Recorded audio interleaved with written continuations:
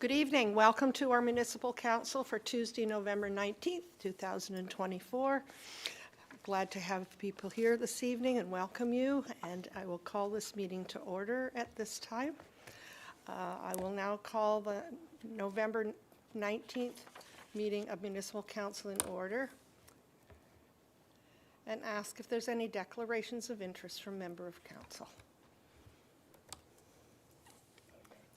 Councillor Johns, go ahead, please. So a couple items here. Just so I need to make a previous declaration that was submitted for the November 5th council. This is a verbal one. I've already submitted the document online. It's regarding CWC 2024-17. So I was absent with notice at that meeting of council where my declaration did occur via document, but there's in this litigious society, I need to verbalize that, so I'm doing that now. And then for this evening, where those items are being adopted, both from Committee of the Whole and Council, so I'm declaring on those. So on the adoption of minutes for CWC November 5th, it's agenda item F1 tonight, but it's for CWC 221. And then November 5th Council 2024-241, it's agenda item F1 again under G2 for the regular meeting. Thank you, Madam Mayor. Thank you. Anything else? I'm not seeing any.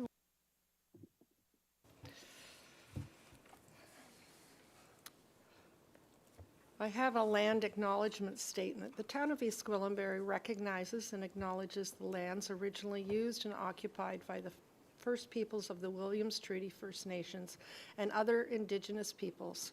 And on behalf of Council, I thank them for sharing this land. We also acknowledge the Chippewas of Georgina Island First Nation as East Gwillimbury's closest First Nation community and recognize the unique relationship the Chippewas have with the lands and the waters of this territory. They are the water protectors and environmental stewards of these lands, and we join them in these responsibilities. Item D on our agenda this evening is deputations. We have several deputations scheduled for this evening. I'd like to remind all deputants that you have 5 minutes on the agenda to speak. I'll give you a little heads up just before you get quite to the 5 minutes. I also want to remind everyone in attendance that we recognize some individuals may be passionate about the issues. However, we ask that you remain courteous and respectful during the meeting. Outburst cheering and clapping will not be tolerated. Thank you very much, and with that, I will now go through the list of deputants listed on our prepared agenda today.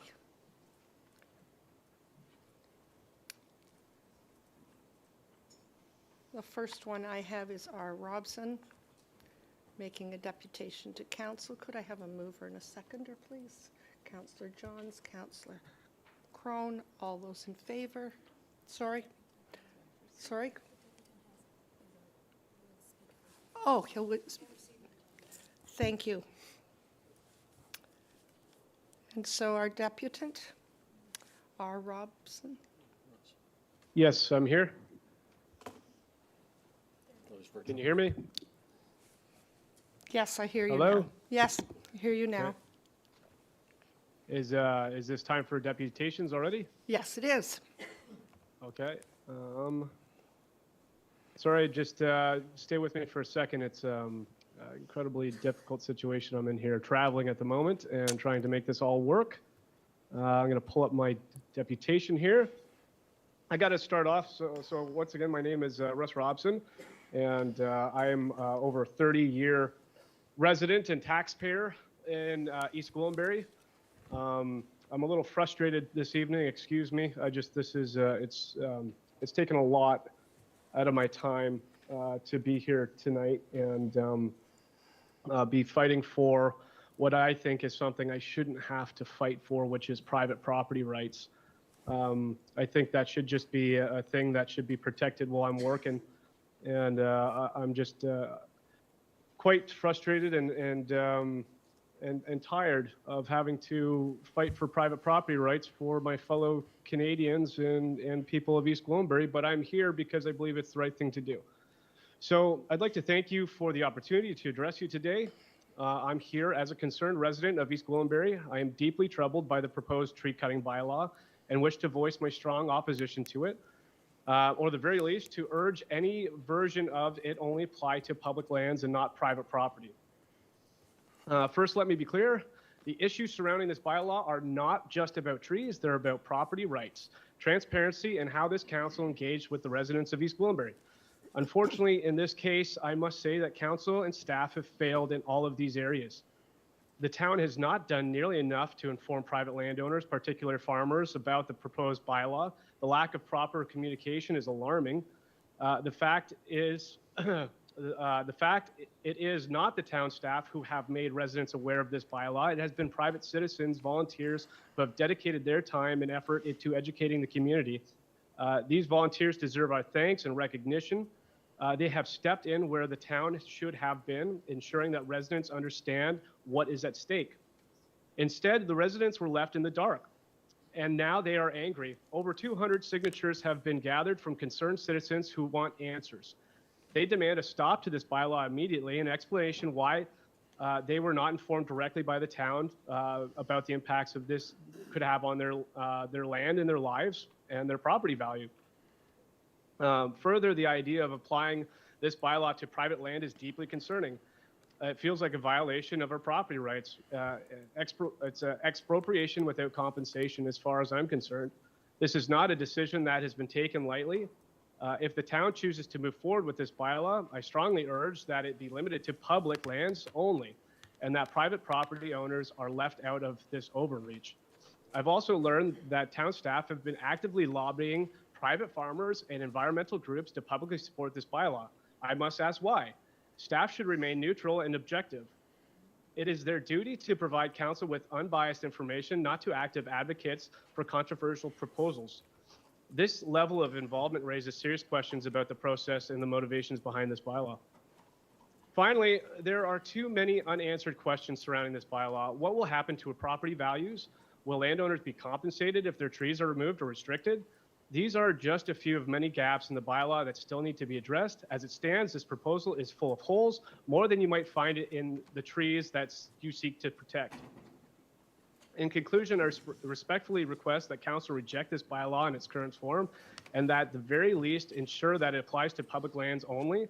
I also request that an apology be issued to the residents of East Gwillimbury for wasting their time and taxpayer dollars on a proposal that has not been properly communicated or well thought out.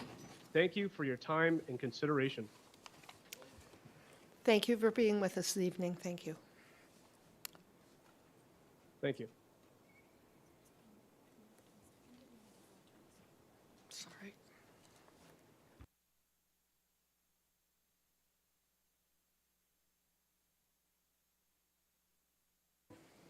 Deputation has been moved and seconded, and I now would like to call the vote. All those in favor?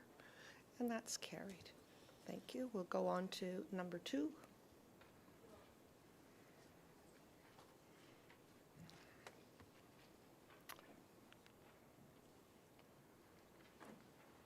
And this is Mr. Robson making a deputation to council regarding the bylaw.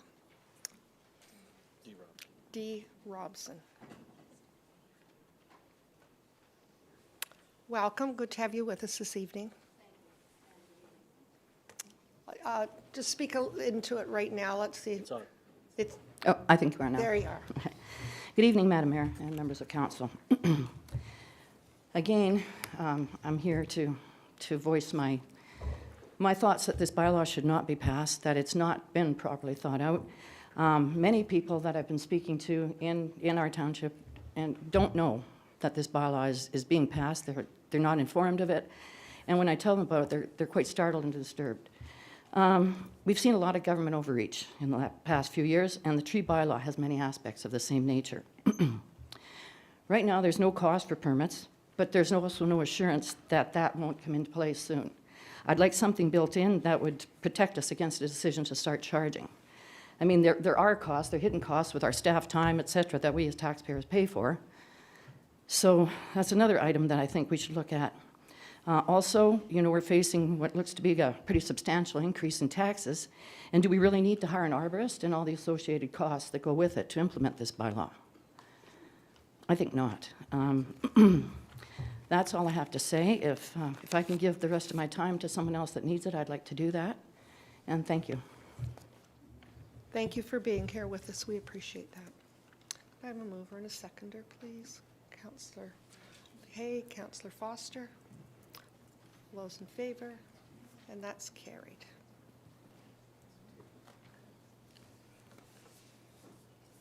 Our next person we are expecting is T. Robson making a deputation. T. Robson.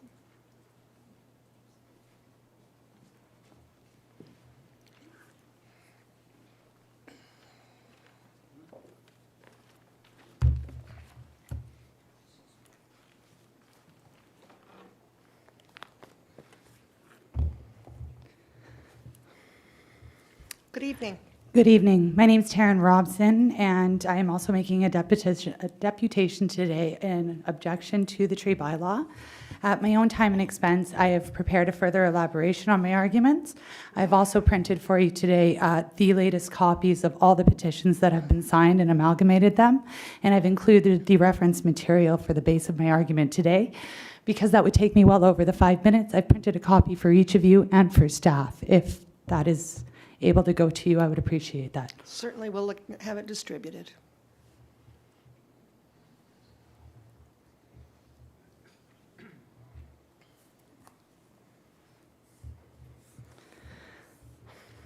Good evening, Madam Mayor and councillors and members of the community. I'm here on behalf of concerned residents to address the proposed tree cutting bylaw. We believe this bylaw imposes significant burdens on private property owners, particularly the elderly and disabled residents and rural landowners, while increasing administrative costs, discouraging proactive tree conservation. Most importantly, it lacks critical requirement of property owner agreement, a principle supported by various provincial acts. I'd like to thank you for the opportunity to share these perspectives with you today. While we appreciate that the intent is to protect our community's tree canopy, we are urging Council to consider the necessity of securing owner agreement before enacting any measures that affect privately owned trees. Legislations and protections in the Municipal Act, the Forestry Act, the Conservation Land Act, and others uphold property rights and emphasize the need for voluntary and collaborative approaches to conservation, particularly for the vulnerable populations such as the elderly and disabled. It is our position that this bylaw as currently drafted risks overstepping the municipal authority, imposes unnecessary costs, and undermines the conservation goals it aims to achieve.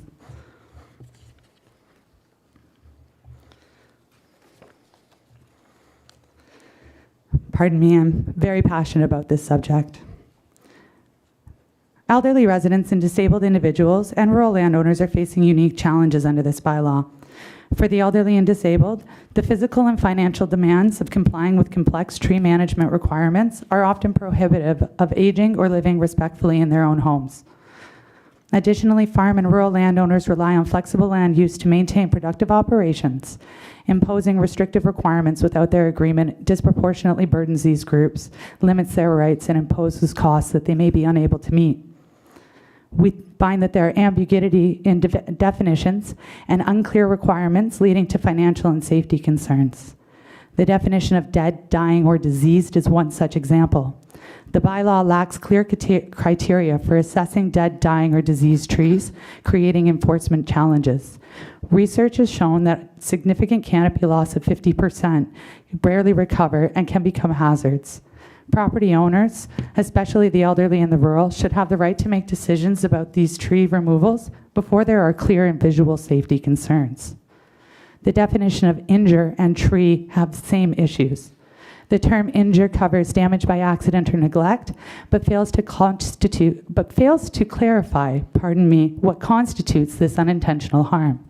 Similarly, the overly broad definition of tree can be interpreted to include shrubs and ornamental plants, expanding the bylaw's reach unnecessarily and creating confusion. These vague definitions are particularly burdensome for the vulnerable residents I've mentioned, who may unintentionally fall out of compliance during routine maintenance. There are increased administrative costs and workload on town staff.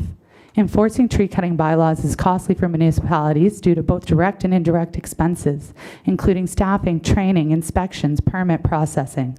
The ambiguities in definitions and broad restrictions further increase the administrative burden, diverting resources from essential services and raising costs without necessarily advancing conservation goals.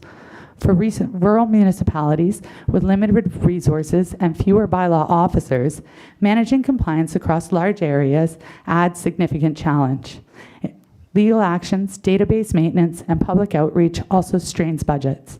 Clearer definitions and emphasis on property owner agreement could help streamline these bylaws, reduce enforcement costs, and improve the efficiency while encouraging voluntary compliance, especially at a time where the cost of living increases for staff and new hire funds are already strained in the mayor's proposed 2025 budget. This bylaw could deter tree planting efforts, as property owners fear additional liabilities and costs associated with maintaining trees under municipal regulations. Federal and provincial programs like the 2 Billion Trees Initiative that encourage planting, but this bylaw can discourage that proactive tree management by creating disincentives for the same. Requiring owner consent and removing these restrictive measures would support conservation efforts, allowing property owners to participate willingly rather than out of obligation. By limiting the owner's right to manage the trees on their land, the bylaw reduces the utility and value of rural and farm and residential properties, especially when flexible land use is essential. For elderly residents relying on property values for financial security and rural landowners dependent on land for productivity, this is effectively an uncompensated regulatory taking. It diminishes property value without providing compensation, challenging fundamental rights upheld by the Property and Civil Rights Acts. There is a need for clear exemptions and alternatives for vulnerable populations. To protect vulnerable residents, the bylaw should include specific exemptions or alternative options for elderly, disabled, or low-income property owners.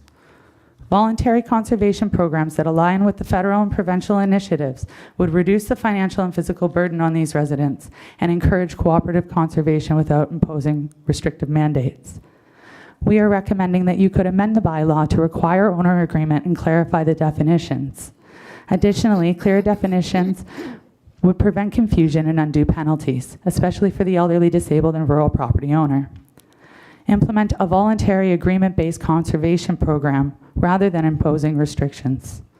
Conduct a community consultation to address the concerns and prioritize accessibility. And we're encouraging you to conduct a community impact assessment on those vulnerable populations, ensuring that there's a balanced approach to conservation that reflects both the community's needs and individual property rights. We suggest that you could enhance protections for significant developments and community initiatives. Municipal bylaws are essential tools. They're designed to address the unique needs of individual municipalities.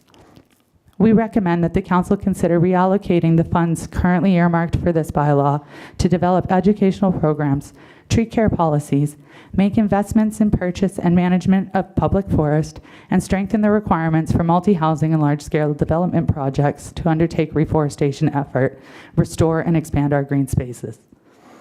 Thank you for allowing me to express these concerns. The principle of owner agreement is supported by legislation. It is essential for fair and effective conservation.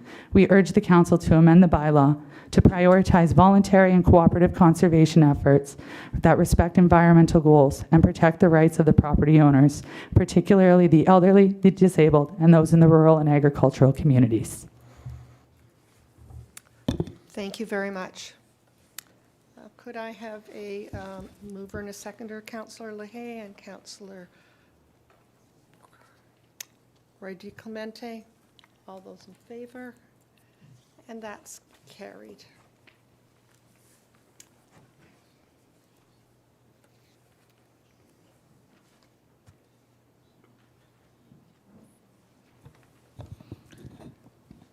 Madam Mayor, I have a question.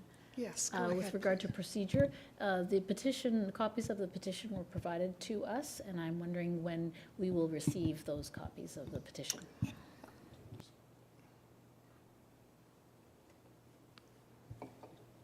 Through you, Madam Mayor, for clarity, there are the redacted copies of the petition that are as part of today's agenda. I believe the documents that were supplied this evening will be provided to members of council following tonight's meeting, unless council would like to waive the rules of procedure to permit the inclusion of these items right now. Could I ask a question? Certainly. The petition that we received as part of the package, is that different than what we've already received? It's a continuation up to today's date. Because of procedure, we had to submit the earlier copy. There have been new signatures and interest added. Could I make a comment? The challenge is that I would like to waive procedure, but I want to talk about what that looks like, because I think that is a breach of privacy concerns if we do receive that, because the clerk's office needs to redact the information before we can receive it. Now, not that new version is what I'm saying. Okay, then. So we will be receiving the information at the conclusion of the evening. It's my understanding. Yes, go ahead. I believe that we all received this in our email, and I agree with Councillor Johns that if we receive this copy right now, it's unredacted, and so we want to be careful with that. But if anyone wants to know, we have it in our email, and we can access it there. I hope that's okay. Madam Mayor, for clarification, I believe that the deputant indicated that there were additional names on the paper version that we were just presented with that were not included on the digital version. Is that correct? Is my understanding correct, that there are additional signatures on the petition that are not on the digital version that we received earlier? Go ahead, please. We received it 9 minutes before the meeting, so unless there's something that came in 9 minutes before that. Did everyone not get that? I'm not seeing any signatures on it, Oh, okay. though. It's, I think we should stick with our regular procedure because there's a lot of confusion over what's in that, what we've already received, et cetera. If I may add some clarity to some of the questions about the materials package. The hard copy that you've received does indeed include new signatures. That's why it's been updated and presented to you today. There is another email that does not include any unredacted copy of the petition. That was sent to you at about 5:30 this evening, which includes only the reference materials for my deputation.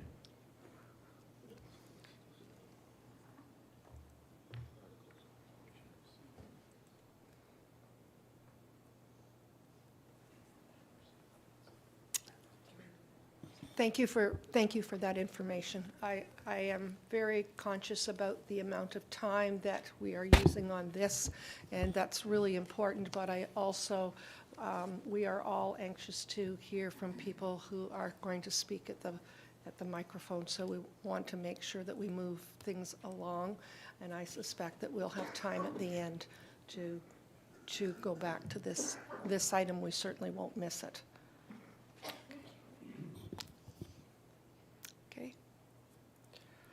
And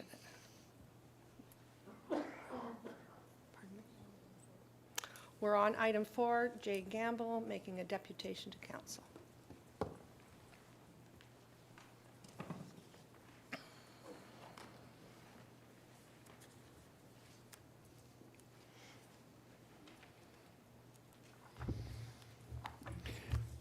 Good evening, Madam Mayor, Good evening. Good to have you with us tonight. members of council. I've decided to approach this one differently than most people. I'm not going to argue about any of the individual niggly little things that are in the bylaw.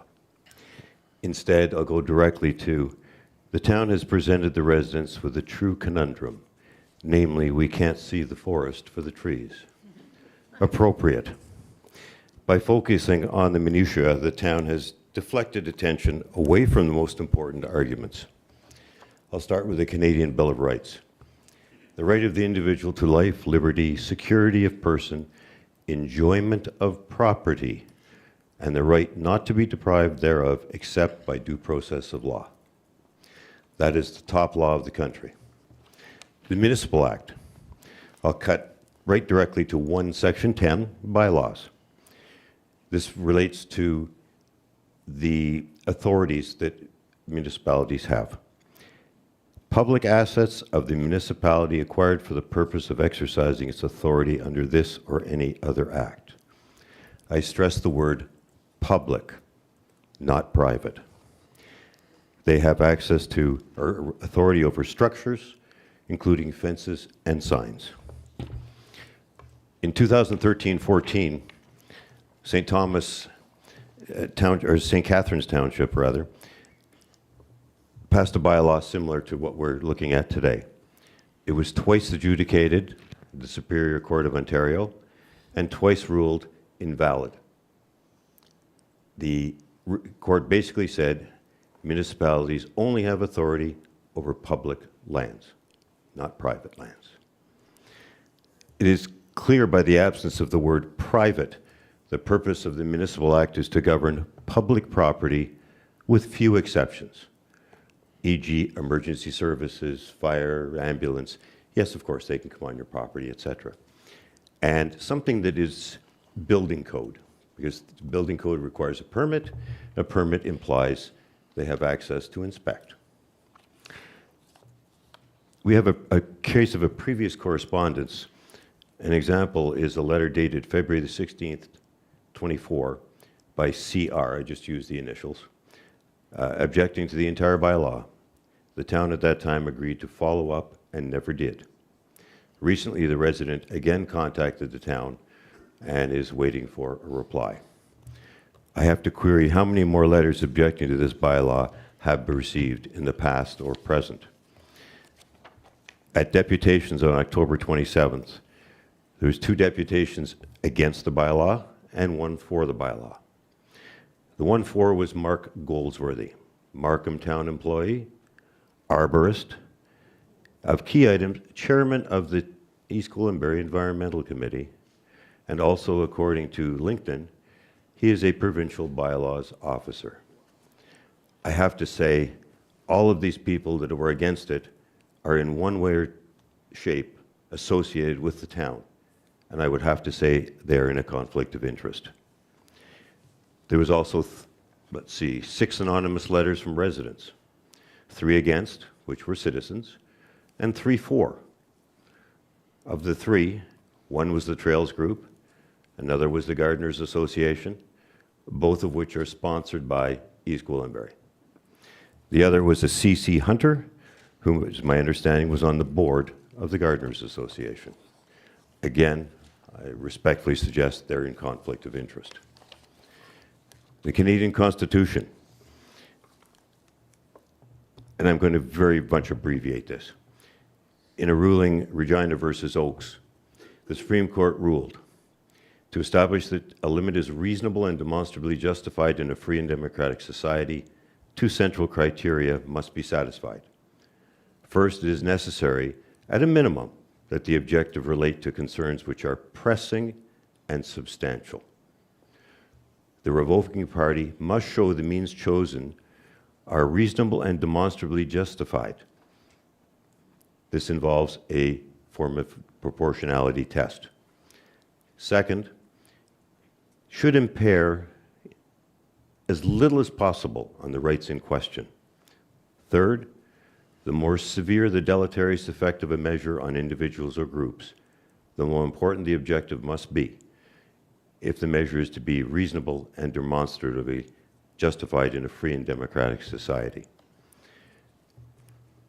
The bylaw, as defined by staff, when I was talking to Mr.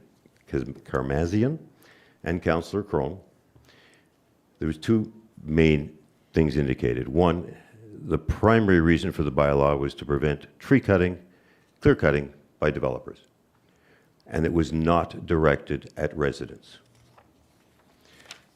If that is the case, statistical cases of clear cutting, according to Mr. Karmazian, were 5 last year. Complaints of residents tree cutting in the last 11 years were 0. So given Is the residential portion of the bylaw pressing and substantial? No. Does this justify deleterious resident effects? No. I submit that notwithstanding the question of authority over private property that affects the various provisions of this bylaw are deleterious to the residents, and the need is simply not pressing or substantial. Therefore, this bylaw does not meet the threshold of constitutional adherence. 5 incidents a year hardly call for additional staff and a vehicle for $125,000 plus. And I also understand there's a move in for $35,000 to hire an arborist temporarily. This entire process has been a waste of time, and especially given the upcoming budget process where we're asking for a huge increase. We don't need to be spending money on unnecessary items. Conclusion, may I respectfully recommend that in order to negate the possibility of future court challenge and the liability of the town and unnecessary expense to the residents, scrap the bylaw, or if you have to put a bylaw in, make it very clear this applies to public lands only. A little note to the petition that was just received. I think it's important that council see the numbers of that petition prior to making any decisions on the bylaw. It would not be of any use at all to hear that information later. As far as redactions, these people signed the petition. It's a public document. I don't see any need whatsoever for anything to be redacted.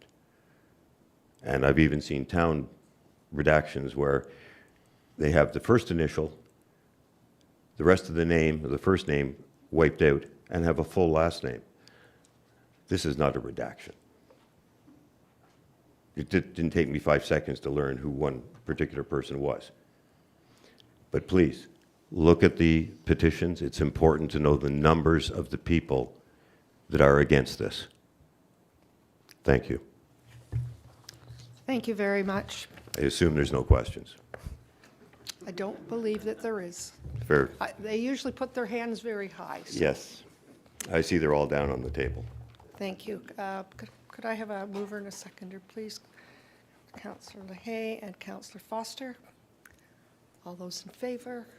And that's carried. Thank you very much.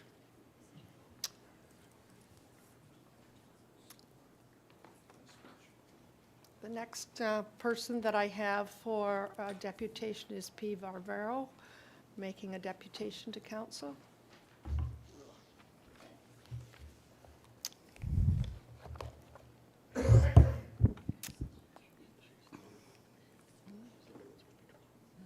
Good evening. My name's Welcome. Welcome. Thank you. My name is Paula Varvaro. I am an over 20-year resident of Mount Albert. I'm representing myself, my family, and my heirs in perpetuity. The proposed tree protect. I'm so sorry. I'm going to try to get that at a good angle for my voice.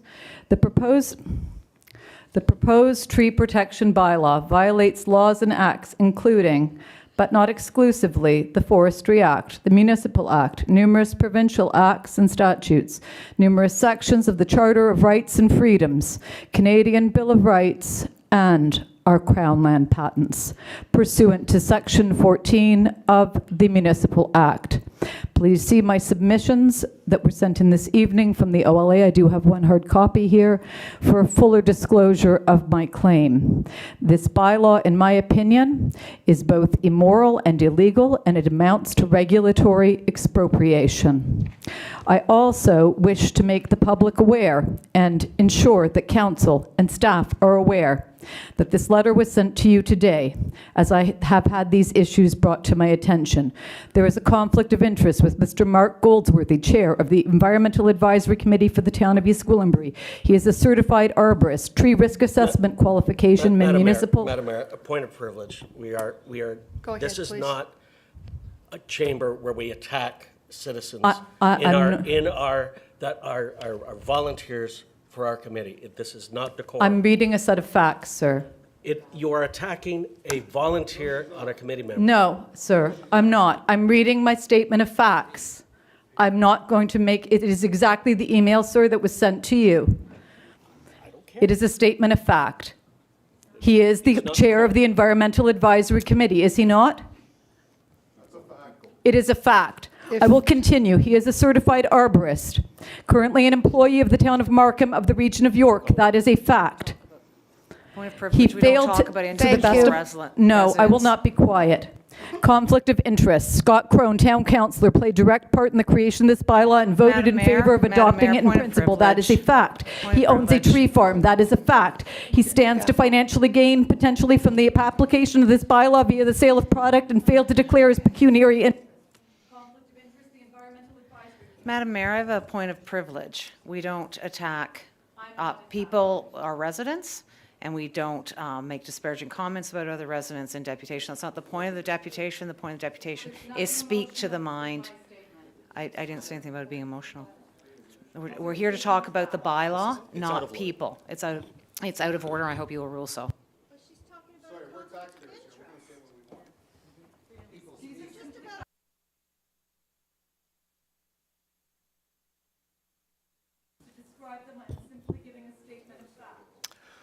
We are going to take a 5-minute break. It is not appropriate to be speaking about other people. We are listening. We are here to hear your comments, not to take. May I just ask a question? I'd like to inquire so that I'm clear when I come back. I want to give only facts, which is what I believe I've done. Only facts are fine without people's names in them. And no, about the. Explain the fact of the conflict of interest without names. My question. We'll be taking a recess.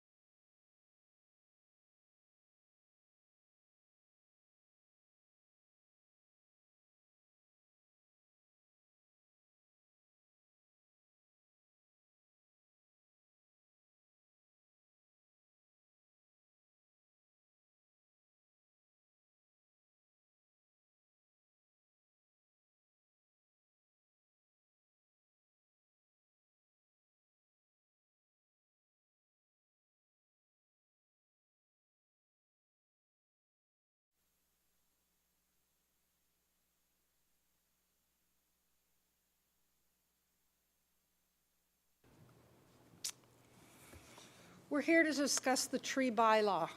Comments in relation to the bylaw are welcome. However, individuals should not speak disrespectfully of any persons, and this behavior will not be tolerated.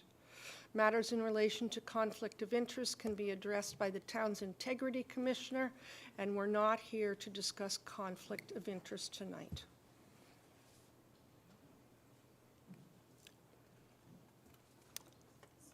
And I know that we have a number of people that are waiting to present to the members of council. So we will move along.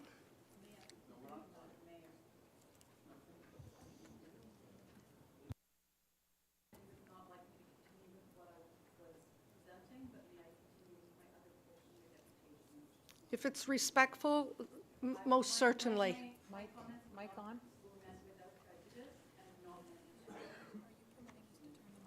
Yes. So anything further will not be in that regard, Thank if you. that's your wish. Thank you. We can get more information from the people in this room without talking about other people. Well, Talk about your issue. yeah, Thank you. I'm not trying to speak of other people, Thank you. at any rate.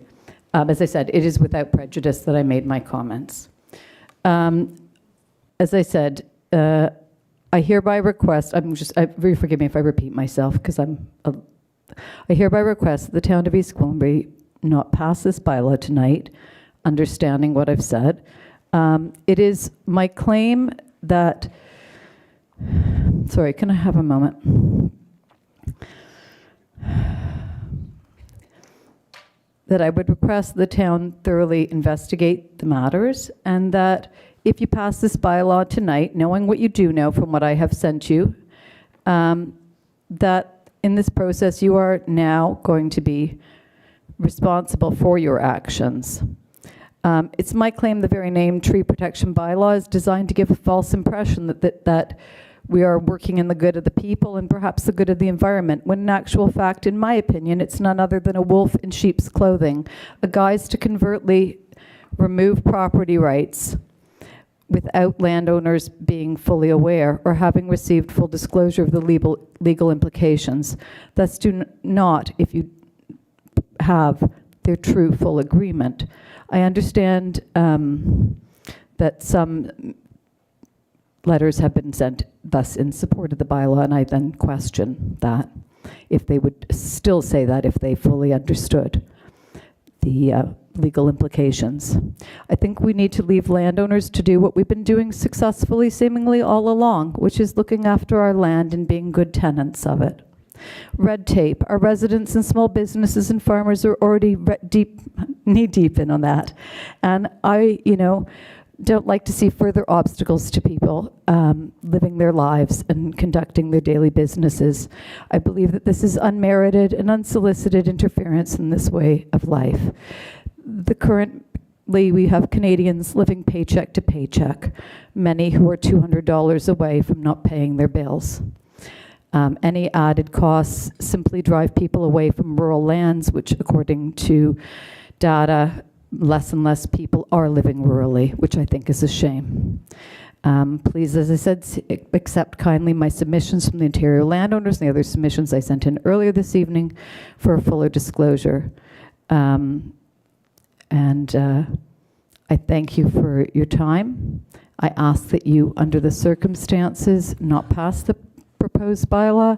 As I said, I just want to make clear that the proposed bylaw violates laws and acts, including but not exclusively the Forestry Act, the Municipal Act, numerous provincial acts and statutes, numerous sections of the Charter of Rights and Freedoms, Canadian Bill of Rights, and our Crown Land patents, as I said, pursuant to Section 14 of the Municipal Act. And I think that dealing with developers clear-cutting may be better suited to another means. And so I hope that you will seek that instead of this venue. Thank you so much for your time, and apologies for any. Thank you very much. I appreciate it.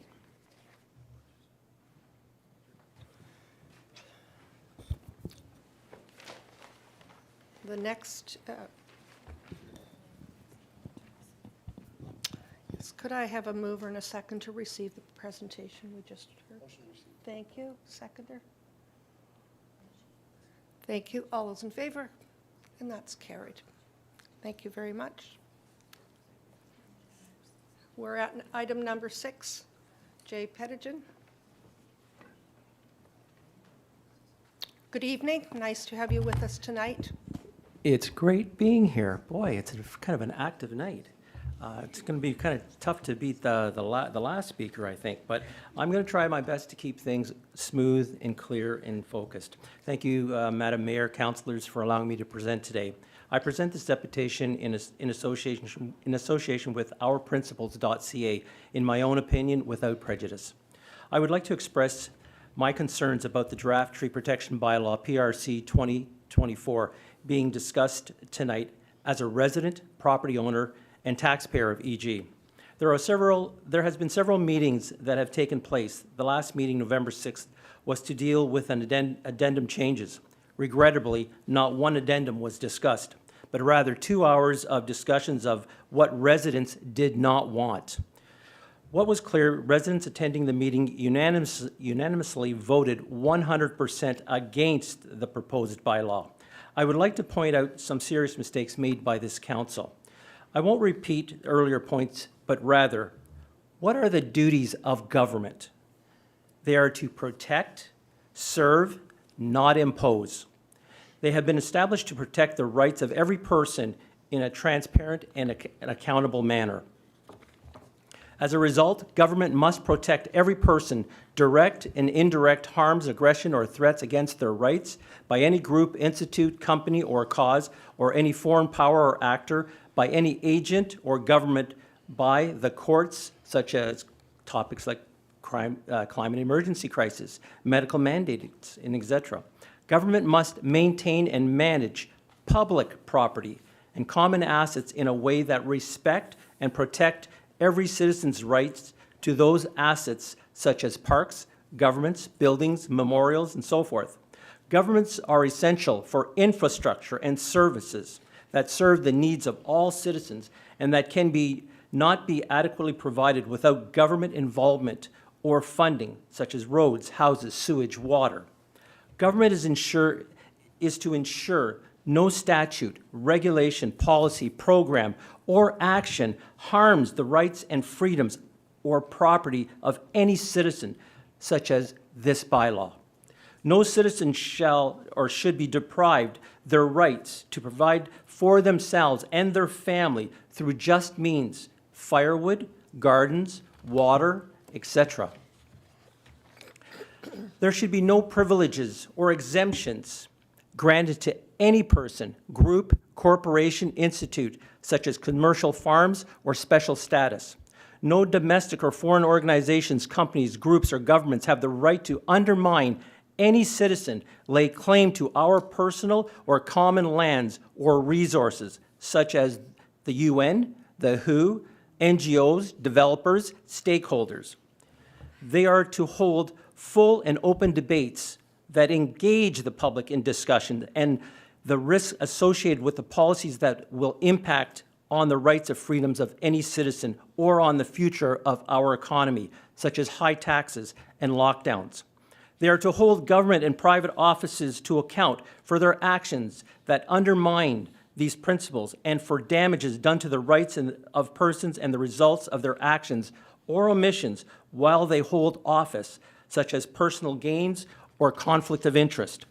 Elected representatives who hold public office must place their duty to protect the rights of members of the public ahead of their own interests and the interests of the persons and partisans, corporations, institutes, groups, or causes that may lead to policy manipulation, corruption, legacy projects. That's what government does.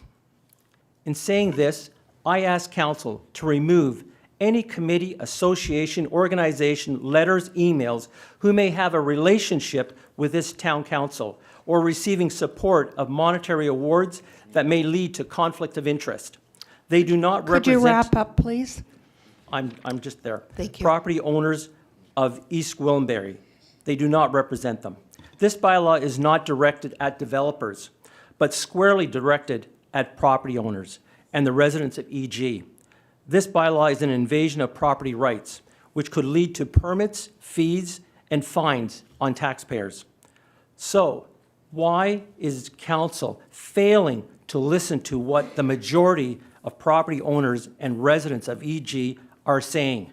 Stop the draft tree bylaw now. Thank you. Thank you very much. Could I have a mover and a second to receive? Councillor Johns, Councillor Carruthers, all those in favor?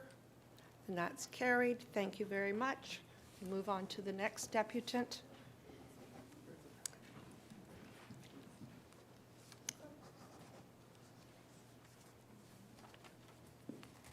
Welcome. Good to have you with us tonight. Hello. Good evening, Madam Mayor, members of council, fellow residents, tree lovers. Yeah. My name's Pauline Cusack. I'm a resident and volunteer of East Gwillimbury, Mount Albert, voluntary steward of many large trees that need constant maintenance, hence my over-concern. If you have a small lot with a couple bushes, this doesn't hurt you, this bylaw. If you have a huge farm, it's not going to hurt you either. But if you have 10 acres with lots of big trees, because you've always loved them, this is a very difficult proposal. I know it hurts to see large swaths of trees felled when developers require space. And I think that's the motivation at first for this. This bylaw will not stop them.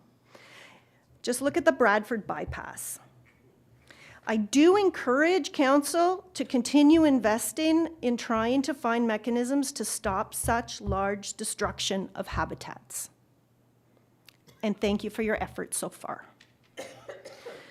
In response to climate emergency that we're facing, I feel that the bylaw negatively impacts me when the town dictates to me as a property owner what type of vegetation is best and may even put my family and property at risk of increased harm through the bylaw.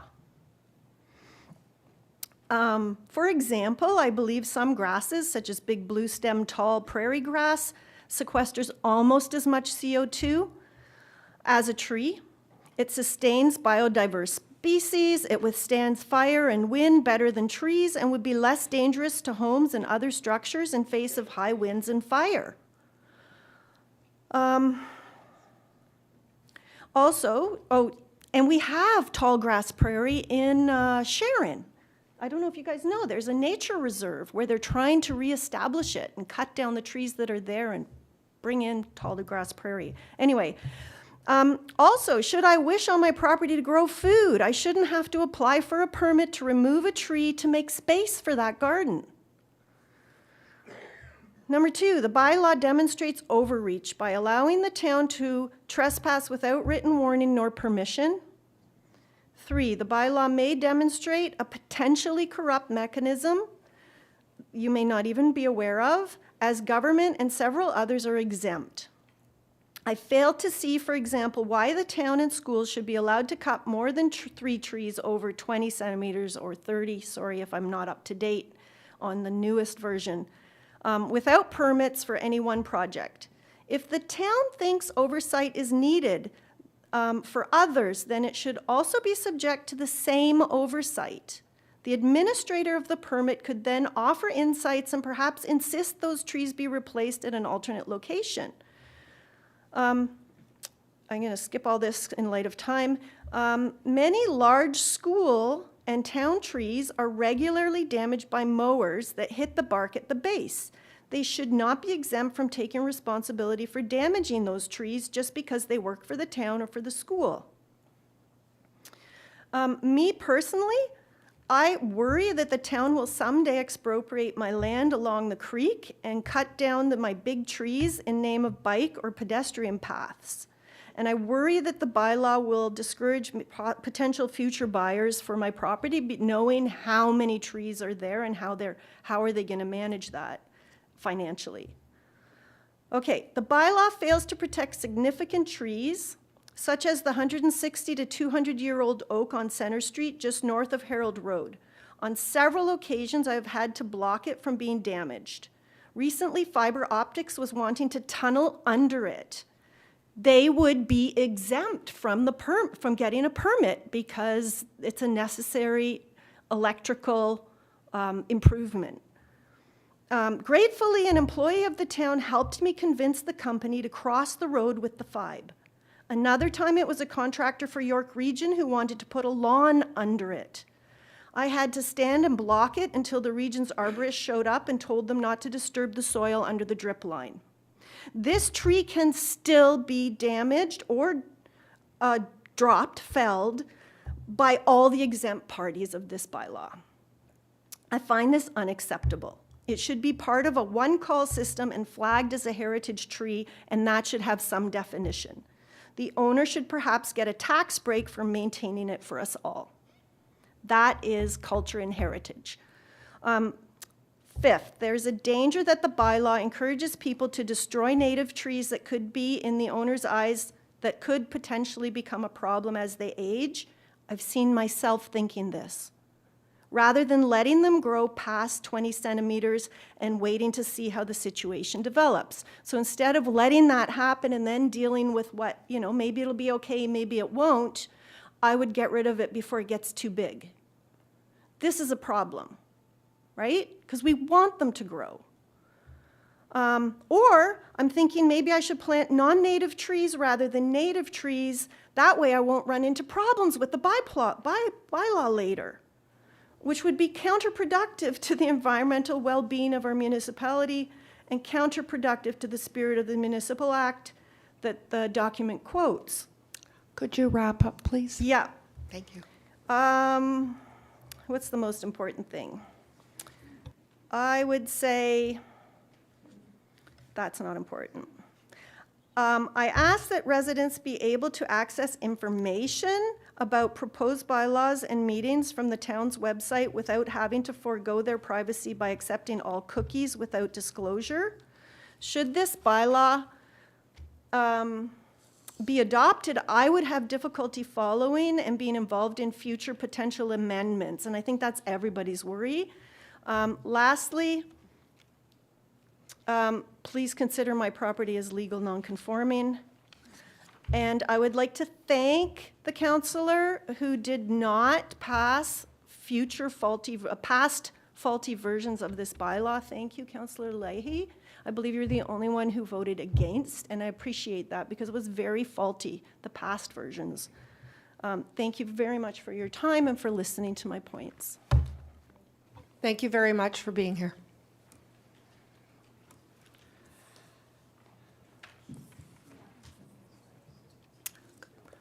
Could I have a mover and a seconder, please? Councillor Roy DeClemente, Councillor Leahy.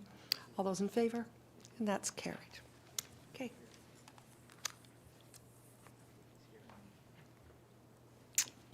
I've been advised that the deputant is unable to join us tonight for the next item, so I'll move right along to item number 9.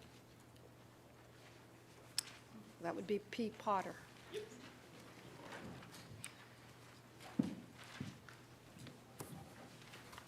Welcome. Good to have you with us tonight. Good evening, Madam Mayor, members of the council. I'm here today as basically a tree hugger, but I own a 100-acre property. It's managed forest, so I am exempt from this bylaw, thankfully. I guess I come back to what the intent originally of introducing the bylaw. Can I ask questions to the council and to the mayor about, no? Not at this No, point. We want understand. to hear as many people as Understood. we can, and towards the end, we can receive letters and notes and emails and whatever would be more, I think, efficient than the timing here. So, Okay. thank you. So I guess I don't understand, do we have I'm not asking this as a question, but overall as a conversation. Is there a problem with our canopy in EG? I don't think there is. I mean, this is a rural town.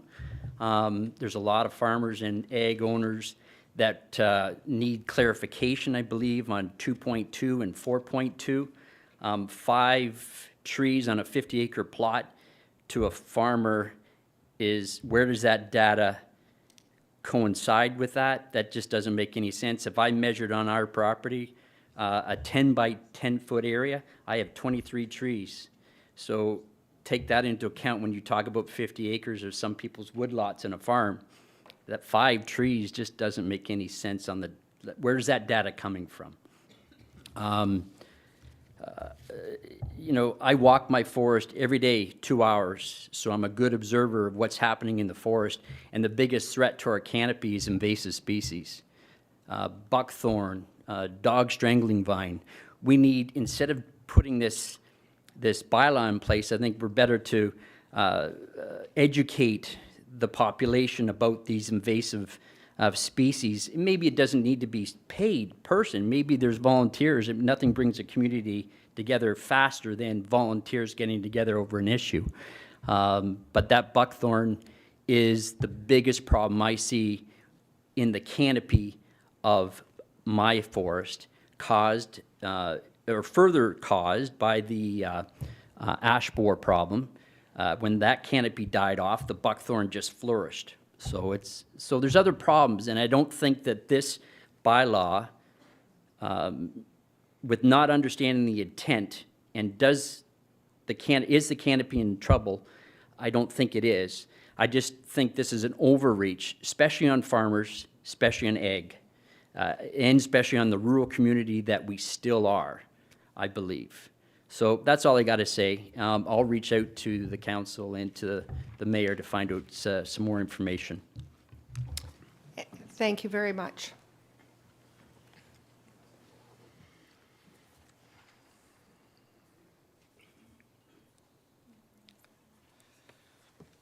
I need a mover and a seconder for our last, Councillor Crothers, Councillor Crone. All those in favor? And that's carried. Okay. I understand through the clerk's office that we've received one late request for a deputation regarding item J1.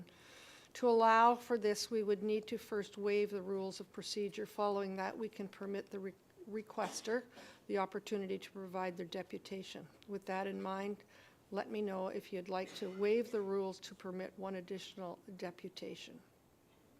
Prior to waiving, we just want to confirm if the tenant is here with us. Happy to wait. Thank you. Thank you. All those in favor? And that's carried. Thank you. Through you, Madam Mayor, just bear with us for a moment. The individual's name is D. Tenant. We just need to confirm if they're available. Yeah, they have their hand up. So perhaps, Madam Mayor, you can invite them to the podium. Thank you for having your hand up. That was great. Welcome. Good evening, Madam Mayor and members of council. I think there's a lot of, and as I sit here, I'm hearing a lot of different reasons why there's opposition to this particular bylaw, right? I think there's a lot of anti-government sentiment. I think there is more factual information with regards to, you know, tree canopies and all of those things. I am here to express my agreement with this tree protection bylaw. And I'm sorry, but that's my opinion, and I have every right to my opinion. So in order to give my reason for supporting the tree bylaw, I wanted to give you an idea of what my logic is behind it, okay? So the facts are, and that's really what we're here for, is the facts, right? So it applies to private property owners only and not to farms, right? That is actually going to be addressed separately online. It was saying that it's going to be addressed between town staff and the farming industry. They're going to be provided with exemptions for normal farm practices within this given bylaw, right? As well, unfortunately, the previous deputant was not able to make their deputation from the York Region Federation of Agriculture, which is voicing their agreement with this particular bylaw. And they have a number of members that are located within East Gwillimbury. In addition to this, there's no charge for the permit. So there's no monetary imposition on residents. It also allows for removal, obviously, of dead, dying, diseased trees. Obviously, we would want to, be able to remove those without a permit. It also allows for 3 live, healthy trees per year with certain stipulations on the size. It also allows for pruning and maintenance of trees. Doesn't include shrubs because they're not wide enough, right? It also allows for removal of trees that pose an immediate threat to a person or property, and also removal of invasive species. It also talks about enforcement. Sorry, I know it's kind of getting feedback here. It talks about education and outreach. I work very closely with the ministry, and that is their mandate, which is to educate, and I've done that for a number of decades. Which actually deals with enforcement. And it's not the Ministry of the Environment, just so you know. It's another ministry, all right? I'm not a government employee, but thank you for bringing that up. You have no idea, but you're shouting out ideas. Thank you. Anyways, so in addition to this, I deal with the ministry. I don't work for the ministry, and I don't work for the government, and it's nobody's business who I work for. In addition to that, it also talks about focusing on education and outreach, and obviously people who are not adhering to the bylaw need to be brought to account, right? So if they're egregiously flouting the law, then they should be held accountable, and there is actually penalties for doing so. In addition to that, it talks about permits and replacement trees. I'm not going to go into that because that's all online. But the need for a draft tree removal bylaw was clearly shown on Leslie Street in Sharon when a developer purchased the property and immediately removed all trees in anticipation of the passing of the draft tree bylaw. They knew it was coming, and they cut every single tree on that piece of land.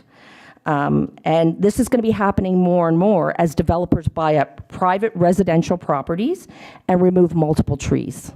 I do, commiserate with people who have a number of trees on their lots. And maybe there's another way to address the developers. I don't know, but definitely, if this is not the venue, then maybe there should be another bylaw that specifically applies to developers and keeps residential participants out, but I don't have enough knowledge about that. So what they did was they removed all the trees, putting wildlife as well as water resources at risk, and basically by doing so, they put the town of East Gwillimbury on notice on Leslie Street and throughout East Gwillimbury. They're telling you that if you don't do something now, you better have some kind of way of stopping them, because otherwise, they are going to continue to do this, and you'll have no teeth to stop it whatsoever. One recommendation I would make is to increase the fines for corporations who violate the bylaw to more than $50,000 on the first conviction, and more than $100,000 on subsequent convictions. And when there's an economic advantage or gain from the contravention of this bylaw, it should be more than $100,000, because that's just a drop in a developer's bucket. The towns of Newmarket, Aurora, Richmond Hill, Vaughan, and Markham, to just name a few, all have tree protection bylaws, which are similar to or are more stringent than the one that the town of East Gwillimbury is proposing. They are charging to remove trees. They have a lot more rules around what can happen with regards to trees on private property. So what you're doing is no different than any other town in the area. And with the anticipated growth of East Gwillimbury, I think it would be remiss for the Town of East Gwillimbury councillors to allow trees to be removed without the appropriate bylaw in place.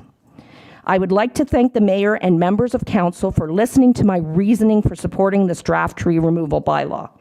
I hope that you consider what is in the best interest of all current and future residents of East Gwillimbury, and not just a small vocal group. A petition of 200 people does not represent everyone in East Gwillimbury. Thank you very much. Thank you very much.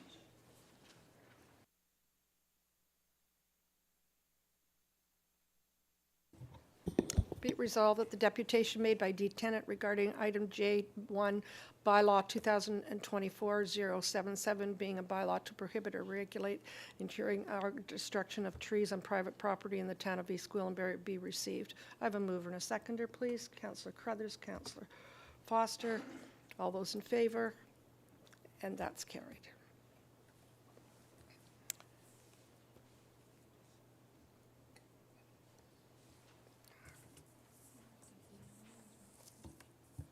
Pardon me? We are now at item E. Madam Mayor, I'd like to make a statement. Sorry. I'd like to make a statement. You'd like to make a statement? Councillor Crone would like to make a statement.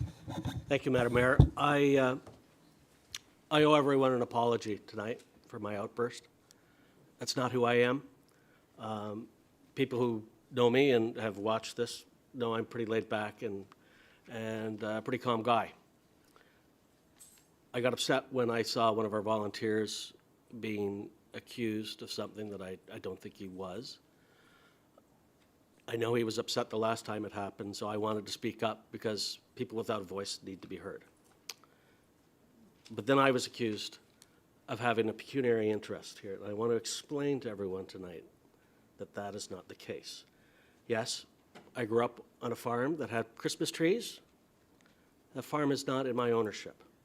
I have no financial interest, and other than stealing a tree every Christmas to take to my house, that is the only financial compensation I've received from that farm. Commercial operations are exempt under this bylaw. But more importantly, this farm is covered under the York Region bylaw. So I do not see a conflict, and there's certainly no pecuniary advancement for me one way or the other. So and I should state that prior to this meeting, I was given advice that I did not have an interest. So in politics, at the end of the day, when everything is stripped away, the only thing you have left is your integrity. And I felt like my integrity was being questioned. And so that's why I take it very seriously, because when I am long gone, people will only remember my integrity. I apologize again to people in the chamber and to my colleagues on council. Thank you, Madam Mayor, for the opportunity. Thank you very much. We are near the item E on the agenda at this point. And there are no presentations at this point. We do have a little bit of work to do to pass a couple of items, committee recommendations. And F1 is to adopt the Committee of the Whole recommendations for the meeting held on November 5th, 2024. Councillor Johns, you indicated earlier that you have a conflict of interest with respect to CWC recommendation. We will separate that item and vote on the balance of the recommendations first. Then we will consider the item to which Councillor Johns has an interest in. Councillor Johns, could you please provide the recommendation number? So as it pertains to the adoption of the minutes from November 5th Committee of the Whole. Your mic, please. Sorry, my apologies. My apologies, I was reading from the document here. So it pertains to the adoption of the minutes of the November 5th Committee of the Whole, and it is CWC 221.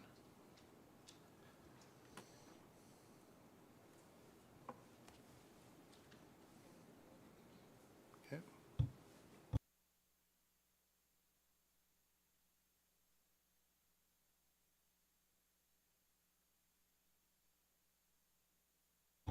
So I'll first deal with a mover and a seconder for the balance of the agenda. Thank you. Thank you. All those in favor? And that's carried. Pardon? Number 2.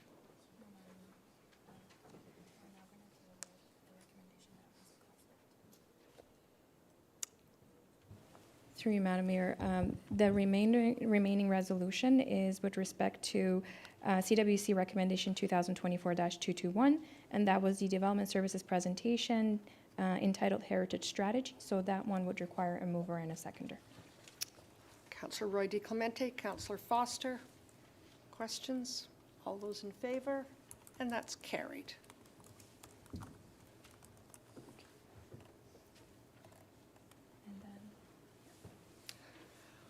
We have several items from today's Committee of the Whole meeting that require the same-day ratification. I will ask staff to share those items on the screen for us to review and consider at this time. Madam Mayor, just bear with us for a moment. There are two specific recommendations that require ratification in relation to the grant applications that staff are going to pursue. So those are before you. One recommendation in relation to the council resolution for application for funding opportunity requires the preamble that was attached to the report to also be decided on. So that's on the screen before you. So I'm looking for a mover and a seconder. Councillor Foster, Councillor Roy DiClemente. Be it resolved that Council adopt the Committee of the Whole Council recommendations from the meeting held on November 19th, 2024 as follows. Be it resolved that Corporate Services Report CS 2024-18 dated November 19th, 2024, entitled Council Resolution for Application to a Funding Opportunity be received, and that Council endorse the resolution attached at Appendix A to Corporate Services Report CS 2024-18, and that Council ratify these resolutions at the November 19th, 2024 Council meeting to ensure timely submission of the grant application. And this is moved by Councillor Foster and Councillor Roy DiClemente. Pardon me? All those in favor? And that's carried. Thank you very much. Madam Mayor, the second item was attached to that staff report. One of the conditions of the grant application would require that council consider what you see before you. It's just, it will begin with the preambles with respect to the climate change, and the resolution is highlighted in blue. Thank you, Councillor Crothers. Councillor, go ahead. Whereas the Town of East Gwillimbury unanimously declared a climate emergency on April 18th, 2023 for the purpose of deepening our commitment to protecting our community from the impacts of climate change, and whereas in response to this declaration, Council requested staff to begin a process of creating a community-based adaptation actions to reduce vulnerability to the impacts of climate change and to build adaptive capacity and strengthen community resilience and preparedness to address current and future impacts. Be it resolved that Council directs staff to apply for a funding opportunity from the Federation of Canadian Municipalities Local Leadership for Climate Adaptation Initiative for the development of the East Gwillimbury Climate Adaptation Plan. All those in favor? And that's carried. And lastly, Madam Mayor, the remaining resolution is in relation to another grant application in relation to the Health and Active Living Plaza, so that one is before you. Councillor Roy DiClemente? Moved. Thank you. And a seconder? Councillor Carruthers? Be it resolved that the Finance Report 2024-08 dated November 19th, 2024, entitled Communities Sport and Recreation Infrastructure Fund Application Submission be received, and that Council confirm that the town's ability to undertake the construction of the Health and Active Living Plaza, and that Council endorse the application for grant funding to the Community Sport and Recreation Infrastructure Fund to support the construction of the Health and Active Living Plaza, and that Council ratify these resolutions at the November 19th, 2024 meeting to ensure timely submission of the grant application. All those in favor? And that's carried.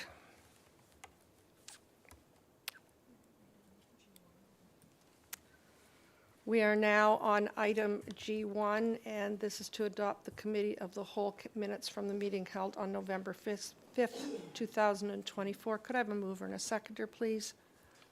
Councillor LaHaye, Councillor Crone. All those in favor? And that's carried. To adopt the council minutes from the following meetings: special meeting held on November 5th, 2024, and regular meeting held on November 5th to 24. Could I have a mover and a seconder, please, Councillor? Yep. I'm out there, Madam Mayor. I want to provide clarification with the clerk. Because I previously declared the, my conflict of interest as it relates to 2024-241, does that need to be pulled separated or no? Through you, Madam Mayor, these are the minutes. So in terms of the ratification of action, you've already declared a conflict in the previous. These are just simply the minutes, so they're just. Thanks. procedural. Thank you very much. Just want to get it straight. Thank you. Yeah, I had a mover and a seconder. Did I just, not yet. So I'm at item G2 to adopt the council minutes from the following meetings: special meeting held on November 5th and regular meeting held on November 5th, both of 2024. Moved by Councillor Foster, seconded by Councillor Roy DiClemente. All those in favor? And that's carried. And we have correspondence for consideration, correspondence from the Ontario Good Roads Association dated October 29th, 2024, regarding the establishment of an Ontario Rural Road Safety Program, moved by Councillor Crothers, seconded by Councillor Foster. All those in favor? And that's carried.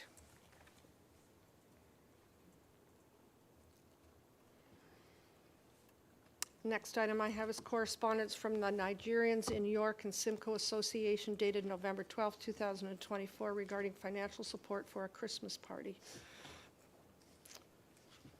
Do I have a mover and a seconder, please? Councillor LaHaye? Councillor? Can I just clarify, this is receiving it? Yes. Thanks. Councillor Crone? Yes. Be it resolved that the correspondence from the Nigerians in York and Simcoe Association dated November 12, 2024, regarding financial support for a Christmas party be received. All those in favor? And that's carried. The next item is correspondence related to Item J.1 By-law 2024-077, being a bylaw to prohibit or regulate the injuring or destruction of trees on private property in the Town of East Gwillimbury as follows. And its relation to Newmar, C. and C. Hunter, A. Rout, S. Watley, East Gwillimbury Gardeners, Active Transportation and Trails Advisory Committee, J. Coates, D. Grabowski, petition from residents of East Gwillimbury, L. Divide, and C. Hobbs. Mover and seconder, please. Councillor LaHaye. Madam Mayor? Yes. May we speak to this? I would like to make an amendment to it before we pass it. Certainly, you go right ahead. Thank you very much. Through you, Madam Mayor. One of the items of correspondence on the list is the petition from residents of East Gwillimbury, and I'd like to ask that it be revised and to amend it so that it reflects that we have received an updated version of the petition. And I would like to ask the clerk for clarity on the matter regarding the privacy and redaction question. Thank you very much. Madam Clerk? Through you, Madam Mayor, our practice is to follow suit with the Municipal Freedom of Information and Protection of Privacy Act, whereby individual information that's shared with us that would constitute personally identifiable information will be redacted for the purposes of public documentation. We would be following through the same protocol if it's the wish of council to update what is on the published agenda to reflect the updated petition.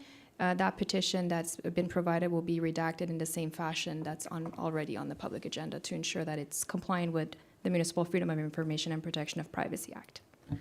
Thank you very much for that clarification, and through you, Madam Mayor. So, so my understanding, if I am correct, is that we can amend it to acknowledge that we have a revised version that's been presented to us, and that after it's been appropriately redacted, that the council will then have access to that updated position. Is that correct? Through you, Madam Mayor, we would revise the public agenda to incorporate the updated redacted document. Yes. That's correct. So I'd like to make a friendly amendment that we update the agenda. Go ahead, please. So you're suggesting that we receive as amended? Yes, we receive as amended. Thank you. Councillor Roy DeClemente. Thank you. What I would like to know, if the clerk or the deputy clerk can advise, is the number of signatures on the redacted or the amended version of the petition. I think that was an important point that some of our deputants made to us tonight, was that there were a number of people, and I would like to know what that number was as of today. Please and thank you. I don't need to see the petition. I just need to know the number of signatures if the clerk can take a look. Through Madam Mayor, as this item was just provided to us in paper copy and we were not part of the email chain, I do not have the totality of the numbers to be able to provide that information at this time.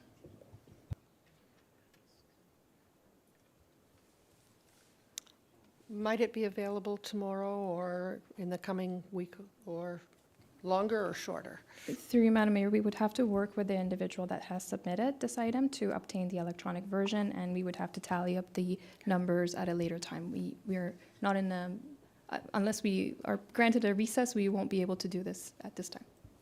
Thank you. I appreciate the consideration.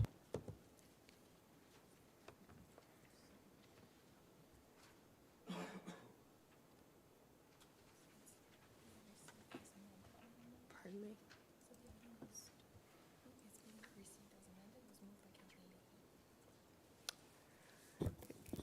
It's being received as amended, moved by Councillor Leahy and seconded by Councillor Johns. Thank you.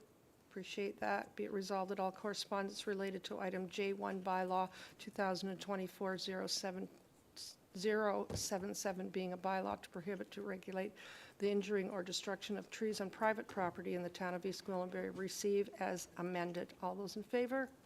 And that's carried. We're down to reports, Environmental Advisory Committee memo, support council approval of the tree protection bylaw.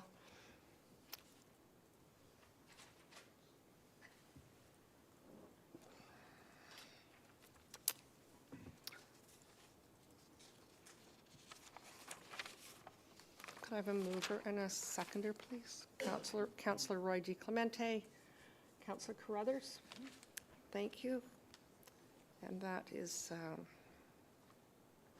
Environmental Advisory Committee memo, support council approval of tree protection. And that's moved by the two members of council. Be it resolved that the Environmental Advisory Committee memorandum dated November 19th, 2024, entitled Support Council Approval of Tree Protection Bylaw be received. All those in favor? And that's carried. Second item is Parks, Recreation and Culture, PRC 2024-15 Tree Protection Bylaw update. Could I have a mover and a seconder, please? Councillor Roy DeClemente, Councillor Carruthers, and we'll pass to Mr. Karmazin. Thank you. Through you, Madam Mayor, at the direction of Municipal Council, town staff have prepared a report to Council for tree protection bylaw, including past reporting to Council, communication and public outreach over the past 3 years. Also included with the report to Council are numerous amendments and exemptions to the bylaw with provisions in response to public feedback. I'd like to highlight that the intent of the bylaw is to prevent mass tree removals in East Gwillimbury, to keep East Gwillimbury as 2/3 green in accordance with our official plan and targets set with York Region Forestry.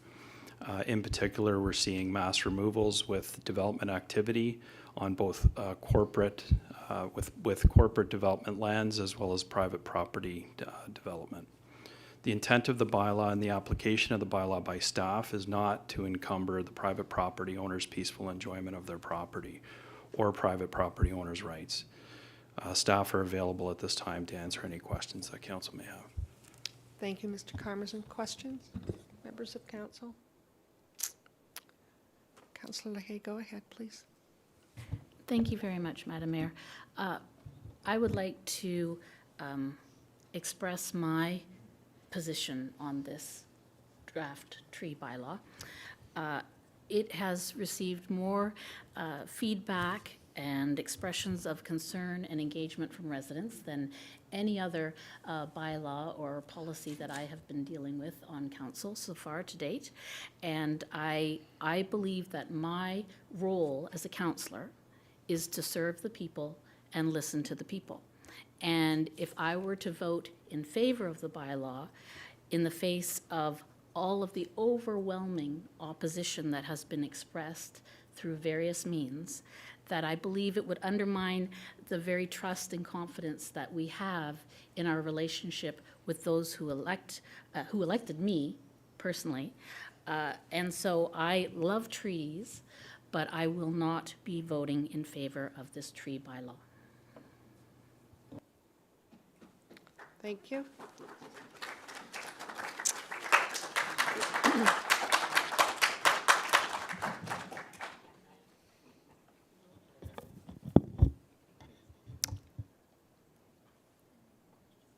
Are there other questions before we go ahead, please?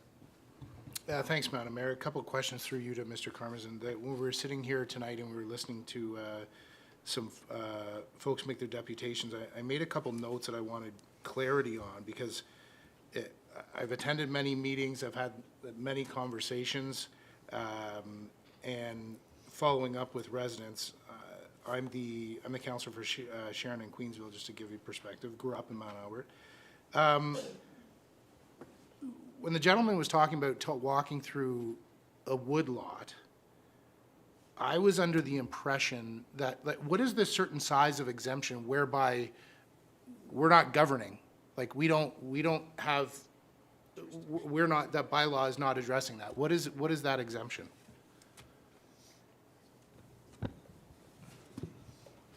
Through you, Madam Mayor, the exemption with regards to the York Region Forestry bylaw is any contiguous woodland or woodlot within the geographical boundary of the municipality. Could I respond to that, Madam Mayor? Certainly. Is there a size that it's based upon that this bylaw doesn't speak to, or does speak to, I should say? Through you, Madam Mayor, that's as per in each individual parcel would be different as far as qualifying as woodland or woodlot. And if I could, who looks after the woodlot or the woodland? York Region? Through you, Madam Mayor, the private property owner will look after the woodland or woodlot under provisions of the under the provisions of the regional tree bylaw. Okay, so there's already the regional tree bylaw in place. We met with the farmers, and I thoroughly appreciated all of the work that the staff has put in meeting with the farmers, because some of the comments that were addressed here tonight that were brought up, I feel that it was addressed within the efforts that staff undertook. One of the comments that I wanted to speak about was the arborist. There was conversations about an arborist. So I'd actually like to park the tree bylaw for a second and put that aside. Like, our municipality, the one deputant, she made a note in telling her story that the York Region arborist came out and helped her. So our municipality, we have 300 acres of parks and open space, obviously lots of trees. We have 30 kilometers of trails. And then if you can imagine all the streets that the town maintains, we also have a pile of street trees. So quite frankly, in my mind, and we don't have there's no arborist on staff. We don't have an arborist on staff. In my mind, it's like, we need a bookkeeper in the finance department, we need a tree keeper in the parks. Now, the big question for me is that residents, or the big statement is that residents shouldn't have to pay. Like, I totally agree with that. It should come on the backs of the developers that are coming into this community and changing this community, obviously within their designated rights themselves. But the residents here, we shouldn't have to pay for that. So the way that future hires need to be brought on, it needs to come from development reserves. That's where the payment, taxpayers should not have to pay for an arborist when we're in a growing community. Do we need an arborist? We do. Like, just, it's when we talk about common sense, we can't look after all of this stuff. We can't. And so taxpayers shouldn't have to pay for it, but I wanted to stand in front of this. We need an arborist in town. I mean, you might boo me, you might say you're not going to get elected that time. So the other thing I want to talk about, and I want to give some background. Councillor Leahy, she openly stated her position. I appreciate that. We need to talk openly at this table. I gave you some background. I grew up in Holt on the 7th. It's not called the 7th now, but I grew up in McCowan. I was at the top of the hill. You can picture how I grew up. I grew up baling hay, picking strawberries. That's where my jobs. And I've downed a few trees in my day, and probably a few trees that weren't supposed to come down. I will also say that I planted a pile of trees. If you look at in Mount Albert over the top of the hill there on the back side, in around there, and you see all that reforestation of those trees, I must have planted like 5 or 6 springs in there. So the thing is that I am very much a part of this community, from an environmental perspective. I'm probably more of a conservationist as opposed to saying we need to protect these trees. So when we were going through the process, and I was in the meetings and I asked the questions, and I've had lots of conversations with Mr. Gamble as well, and I'm always come with an open mind of how we need to bridge it, because I don't necessarily always agree, but I'm always listening. And the comments that Mr. Gamble brought forward regarding the property rights, I totally agree. But the thing is that if somebody wants to take down a tree on their property that's even past all the exemptions when you go down the list, I personally believe I have the right to take down a tree after it, even if it passes all the exemptions. I believe I have the right to take down that tree. And I believe that I shouldn't have to call the town to do it. So if it's good for 1 tree, is it good for 2 trees? I would still argue it's good for 2 trees. And then if we go further, is it good for 3 trees? I would still argue it's good for 3 trees. And I'm talking about past exemption, good trees, if I want to do something on my property, and again, we're dealing with lot sizes that are in particular. Now, let's say, and again, I live in Sharon now, grew up in, again, I told you all that, so you know where I'm coming from. Now, if I want to go and clear cut 4 trees, should I have the right to be able to do that? Yeah, I should have the right to be able to do that. Now, as much as you folks here today organized and came out as a community because you stand as a community, those trees in the community in which I live in Sharon, if I was to clear cut 4 or 5 trees, that also affects my neighbor as a community. Now, that doesn't mean that the town won't say I can't take it down. What it just means is that I need to go and make compensation and get some trees planted elsewhere, because what I do affects what you do, and we serve in the community together. So if the air that my neighbor breathes is the air that I breathe, there is no reason why I can't take these trees down. Now, should I have the obligation to replant again? And now this is where people can disagree, I believe that I do have an obligation as being a community, just as you folks came out together, I have a shared responsibility in my community as well. So, but again, I still don't think I have to have the permit for my 3, and that's just my opinion. So when we go and deliberate this, the amount of, so you folks coming out here tonight, this is the amount of notes that I have taken, and that, you know, it says here in the resolution that it is going to be for follow-up as well. I'm making notes here, and I'm going to save these notes. But if I'm representing Sharon and Queensville, we have,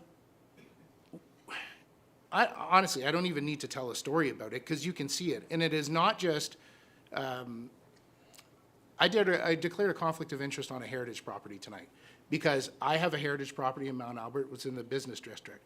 But I received advice that because it's heritage, that I can't speak to heritage as a whole, but I can speak to heritage district. And what's happening in Sharon, in relation to the heritage district, we are losing our core downtown. It's going to be gone if we don't do something about our heritage district. Well, the same thing is that with our natural heritage. If you drive down there, there is no teeth within any bylaw.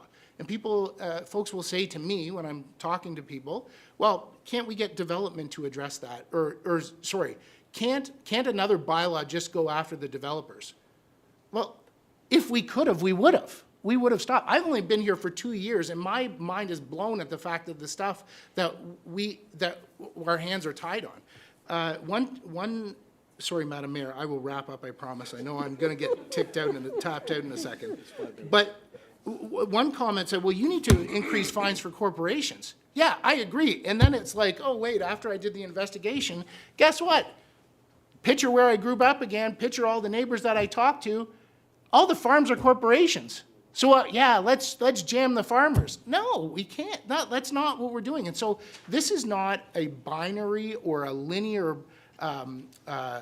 process where we can take to protect our natural heritage and protect our neighbors. If I want to go cut down 3 trees and I don't want to tell anybody, I have the right to do it. And based on the lot size, if I start clear cutting 5 or 6 trees that are perfectly good, maybe there's some dead ones, I think that I should do my duty and plant a few other trees. And so what I'm saying is, now there was a comment made, I'm happy to follow up if it's permitted by council because there's certain rules. I just clarify this, I'm not trying to change. I didn't vote in favor of this previously because there was the issue with permit fees, there was issue with one tree, there was an issue with farming, and I wasn't content at all. Now, sure as all heck, government is like the least perfect thing that exists. But what I can tell you is that the staff that worked on this worked so incredibly hard listening to your comments, and the comments and feedback that were given, a pile of this stuff hasn't been incorporated. And there was a comment tonight, whereas the latest version, and it was kind of like thrown aside as like the latest version. Yeah, there was multiple versions, but why was there multiple versions? Because the staff was listening to all the feedback. And again, we're not going to be perfect on this.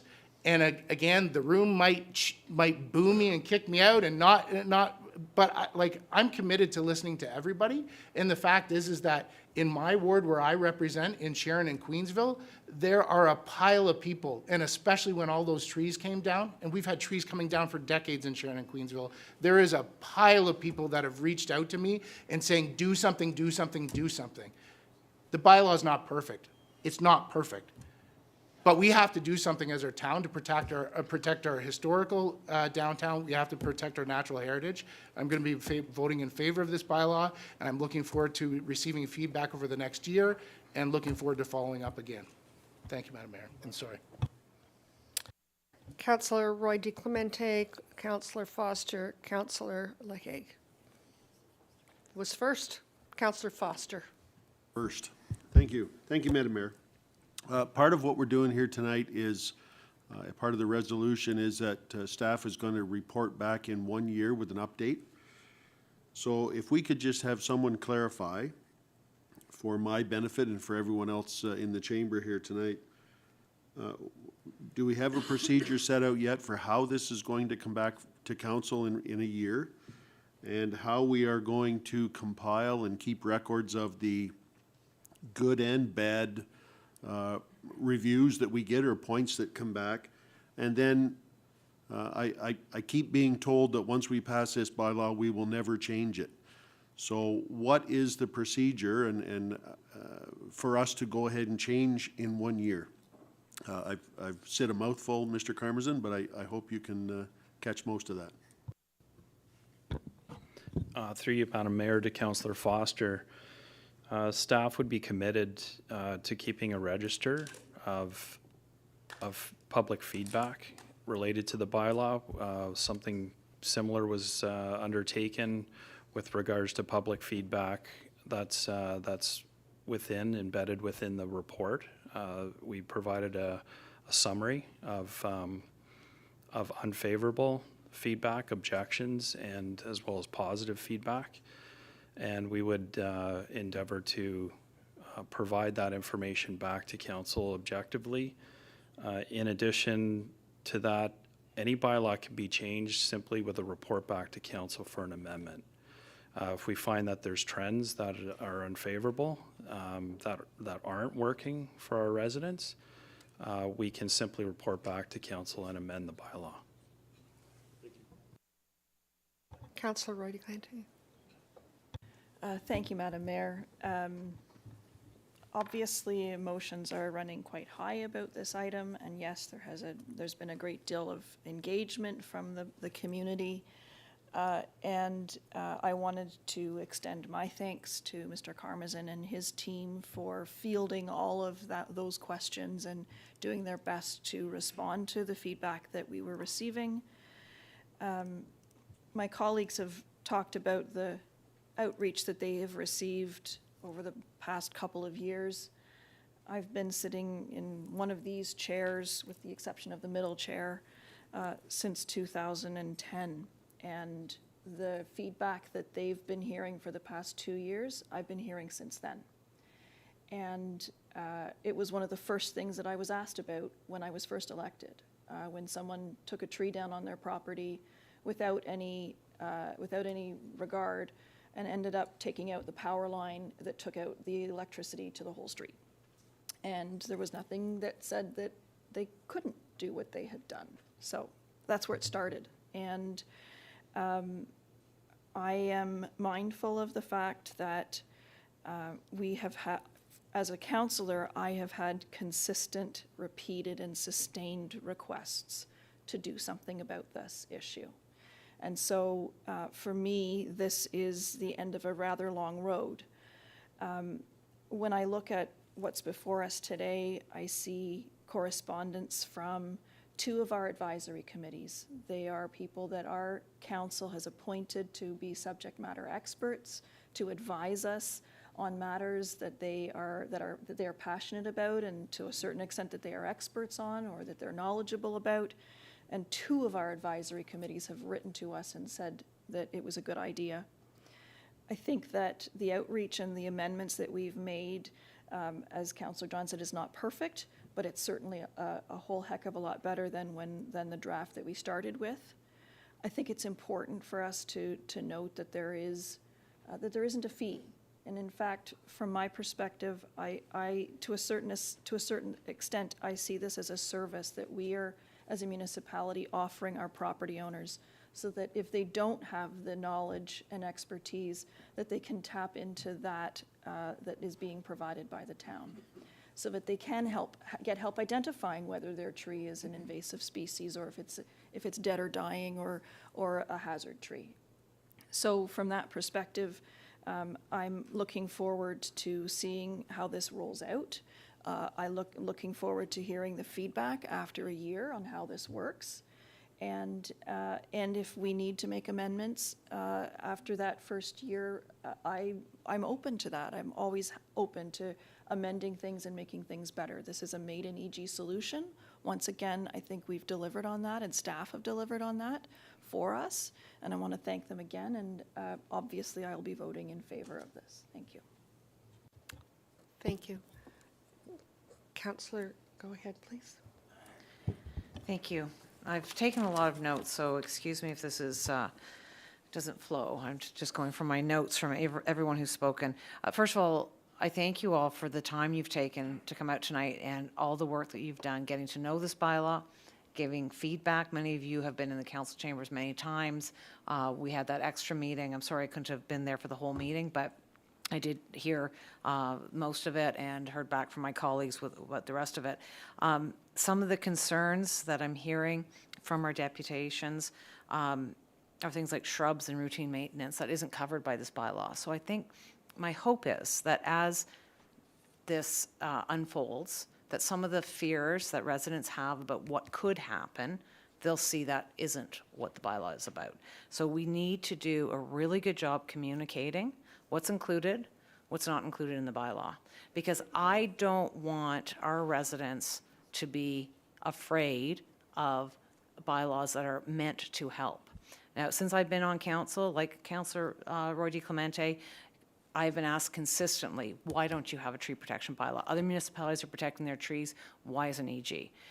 And I've been frustrated at how long this has taken, how much communication we've done on this, and then even tonight hearing from people, it's not enough communication. So anyone who has ideas about how we can communicate better, I am open. Please let me know, because we hear that consistently. We want more communication, but they don't want to read the newsletter, but they don't want to have to go on the website. We don't have a local paper. So tell us how you want us to communicate with you, and please send an email, and I'd love to hear from you about better communication, because this has been in the works for 2 years. And we've had many meetings on it, many consultations. As far as woodlot and woodland, they are defined in the bylaw, and it clearly states how many trees per hectare considered a woodlot or considered a woodland, which are protected, are governed by the regional bylaw, not this one. So some of the concerns about large woodlots wouldn't even be covered by this bylaw. So there's that. There's a comment about heritage trees, and that made me smile, because that's something that I've been pushing for. We keep talking about protecting houses, our heritage homes, and as part of our heritage review, council passed a motion to have a look at our non-homes as part of our heritage, our trees, the cemetery, the anchor and anchor park, like all the parts of our heritage that aren't actually homes. And so heritage trees came up, so I was happy that there was at least one resident who was interested in that. And let's see what else.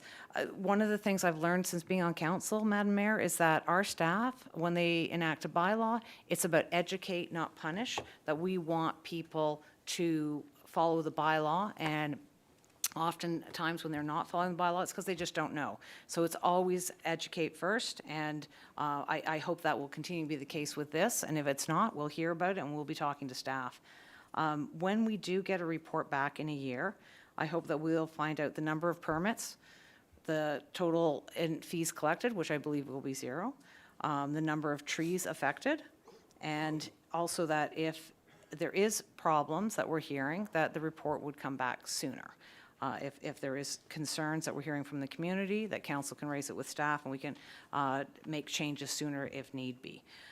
So when we talk about, you know, the residents who are here, there's also all the residents who aren't here. And I was elected to represent all people, not just the people who voted for me, but everyone. And we're entrusted with the future residents as well, caring for this town now and into the future. So what we do today impacts the future, and some of those people aren't even born yet, but we have to think about our responsibility there. So I will be voting in favor of this, because I believe this protects EG into the future, and I will be the first one to speak up if this ends up being a punishment and not an education exercise. Thank you. Councillor Crone. Thank you, Madam Mayor. I probably have said more than I should have tonight, but I'll throw in my 2 cents. I first wanted to recognize the comments made by Paula Cusack. You mentioned about the oak tree that you were protecting from Bell Canada. That oak tree is on my family farm. And it's still not protected. Yes, no, but I appreciate the concern because it's under the York Region Tree Protection Bylaw. But it's still not protected even under that Okay, bylaw. yeah, I don't. Excuse me, we're later in the evening, and I know everybody is wanting to move along. Perhaps you could seek out this member of council after everyone starts to leave, and if you wanted to have discussion. Sorry, I didn't mean to start a back and forth here. I just appreciated your concern for the tree. When this, I struggled with this. Not crazy about government telling us and reaching into our affairs. I get that. I appreciate that. I'm glad we listened to residents when we needed more time. When this first came to council about, what was it, 6 weeks, 2 months ago, we thought it was in its final form. It was not. We listened to a lot of residents. We implemented a lot of suggestions. One of them was about taking out the right to enter someone's property. We took that out. We thought that was important. We worked with the farm community. I want to thank Jordan Coates, Kim Impringham, and the Federation of Agriculture. I don't have all the names, but added real value.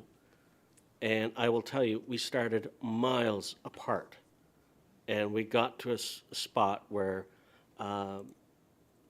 staff and the Federation of Ag could live with it. And as it's been said earlier, this is not perfect. I agree with that. It's not, and it's going to be a work in progress. I look forward to the annual review. I think we need to do it annually, at least for the first little while, to make sure that we get it right.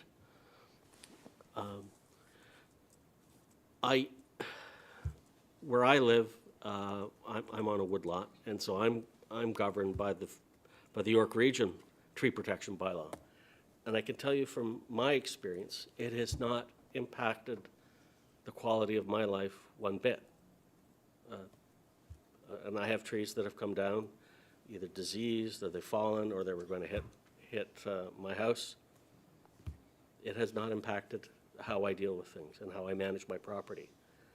But I do thank everyone for being here and being engaged. The worst thing in a community you could have are residents that don't give a damn. And I appreciate that you folks have all come out. So thank you, Madam Mayor. Thank you very much. Councillor, go ahead, please. Thank you very much, Madam Mayor. I'll just make one final brief comment. Actually, I think there is something worse than having residents who are engaged in the process. It's having residents who are engaged in the process, and then we do not listen to their feedback. And so ultimately, this is a bylaw about... Sorry, Madam Mayor, if I could, Ultimately, point of this order, is a if I could. bylaw. Sorry, if I could say, Ultimately- Madam Mayor, that's inflammatory. We are listening to all these people, but even these people understand that East Gwillimbury has another 44,000 people. So you don't need to say something that's inflammatory like that. I'm Through sorry. you, Madam Mayor, I would like to finish. I would like to finish my comment. I am stating my opinion. I am I'd stating my like opinion. order right now. Thank you. We've had a good night tonight. We've had lots of exchanges of trees and about what's going on. We've had a group of people who have come and stayed for the evening. They didn't come, I don't think, predominantly for this last little part, but they've come to learn and support what is happening here. And at this point, we are a few minutes away from closing up and hoping to come back again. I will have Susan go ahead and speak, and then I will wrap it up. Yes, But Councillor- we're not here for a long term, we're here for a good term. I understand. Thank you very much. I have one final comment to make as Councillor Susan Leahy is my name. So Councillor Susan Leahy would like to state that ultimately this is a bylaw that has nothing to do with trees and everything to do with private property rights. And I would like to request a recorded vote. I would like to request a recorded vote in the spirit of the democratic process of transparency and accountability. I would like to request a recorded vote. Thank you very much.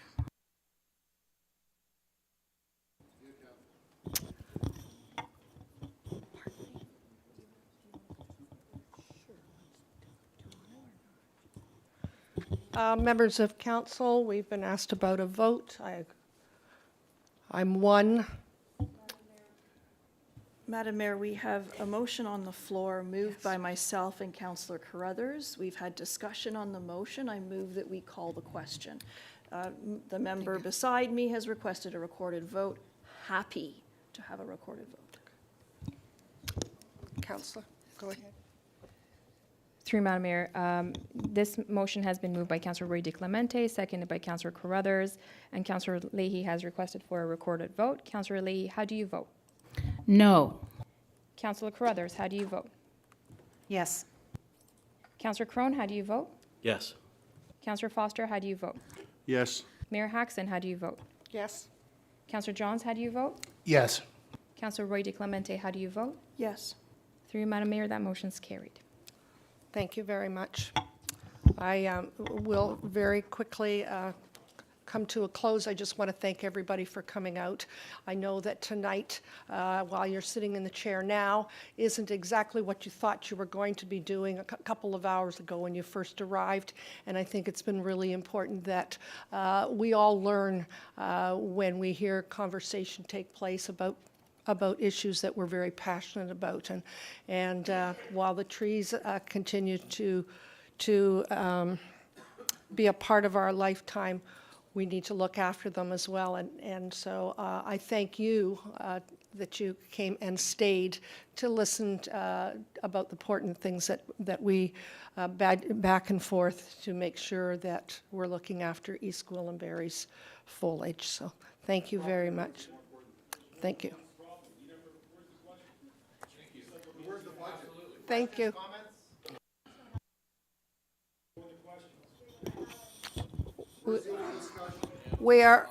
I'm sorry that we are finished for the evening. Thank you very much. We do have, we'll take a recess for 5 minutes.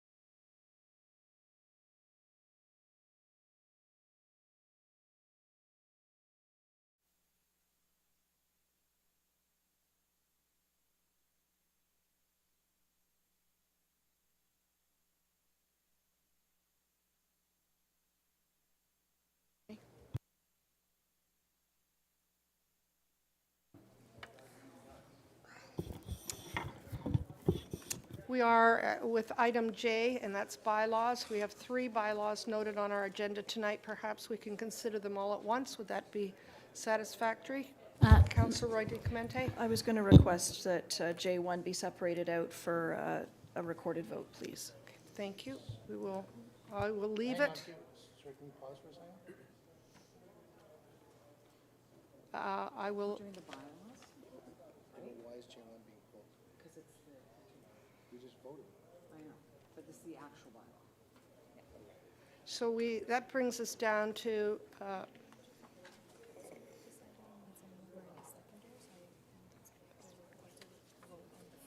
I'm happy to move item J1. And I'm happy to second again. all those in favor? Okay. Through you, Madam Mayor, the bylaw is bylaw 2024-77. It's been moved by Councillor Roy DeClemente, seconded by Councillor Carruthers, and Councillor Roy DeClemente has requested for a recorded vote. Councillor Roy DeClemente, how do you vote? Yes. Councillor Carruthers, how do you vote? Yes. Councillor Crone, how do you vote? Yes. My mic's not working. Yes. Councillor Foster, how do you vote? Yes. Mayor Haxton, how do you vote? Yes. Councillor Johns, how do you vote? Yes. Councillor Leahy, how do you vote? No. Madam Mayor, that bylaw's been passed. The balance, Madam Mayor, or the remaining 2 bylaws that you can consider together if you want. Number 2 and 3. We have 2 bylaws, bylaw number 2 and 3. Would you like it read out, or do you have it in front of you? Okay. Could I have a mover and a seconder? Happy to move. Thank you, Council. Thank you. All those in favor? And that is carried. I'm down to item K, other business. Do we have any other business? Not that I have it on my agenda. Councillor Carruthers, you have other business? Yes. Earlier, Excuse me, point of order. Under other business, it has been pointed out to me in the past that we need to have a waiver of the order of business so that we can address any new question that has not been put on the agenda previously. So we cannot pursue other business unless we follow the protocol that's been provided to us by the clerk on how to introduce something new under other business. And am I correct in that understanding, Madam Clerk? Through you, Madam Mayor, there are opportunities for members of council to provide and introduce new items that are in relation to the item on the listed agenda, or if it's of an urgent nature and permission is granted through the mayor and special majority to consider that. Oral motions such as any points of order, privilege, or any of those types of motions don't require any written notice in advance. So it's dependent on what the proposal is for council to decide on whether or not you would be waiving the rules. thank you. My motion is a point of privilege. Earlier, the members of this council were accused of not doing their jobs, of not listening, when we have been here listening all night. We've been listening all week, all month, for years, and we've been listening to all constituents. So the implication that we are not doing our jobs because we are not listening was false and defamatory, and I would ask you, Madam Mayor, that we get an apology from Councillor Leahy for implying that her colleagues are not doing their job. Madam Mayor? Go ahead. I would like to say that just because a member is offended does not make them right, and does not put them in a position that they can demand an apology from someone. I will make no apologies for doing my job. And the suggestion that I said something false and defamatory is simply not true. And again, I would suggest that if any member of council has an issue with another member of council, that they follow the appropriate protocol and that they pursue it with the Integrity Commissioner. Madam Mayor, as I understand it, with a point of privilege, it becomes a question for the chair to rule on. I too felt that my professional reputation was being impugned that I have spent time reading and responding to emails for a long time, and to suggest that I was not doing my job because I wasn't in favor of changing things tonight was disrespectful. It was not discussing the matter at time. It was discussing our motivations and not our business at hand. And so I would echo the request through you, Madam Chair, to rule on whether the member of this council should be issuing an apology to the rest of us. Thank you.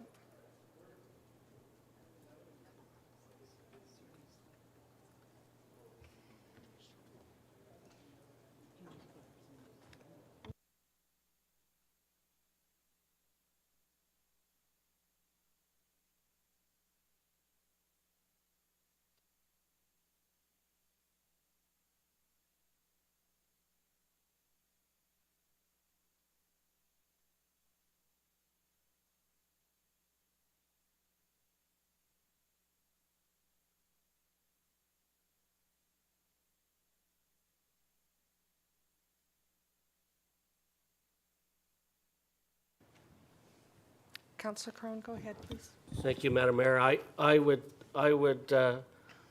ask that my colleague withdraw her remarks. I thought suggested that we're not listening is not fair.